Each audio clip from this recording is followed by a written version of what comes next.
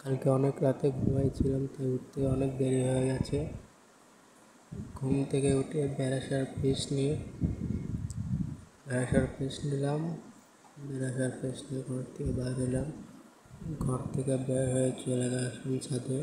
দেখি ছাদে অনেক রোদ, অনেক বেলা হয়েছে, তাই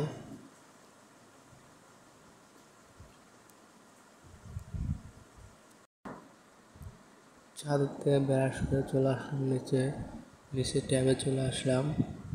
ট্যাবের থেকে হাত মুখ ধুয়ে ঘরের রুমে চলে গেলাম। রুমে এসে দেখলাম আজকে দুপুরে খাবার কি। পরে দেখি মাছটা খেতে ভালো লাগে না। আর কি আছে দেখলাম, দেখি এখানে কচুমুখী ভর্তা আছে।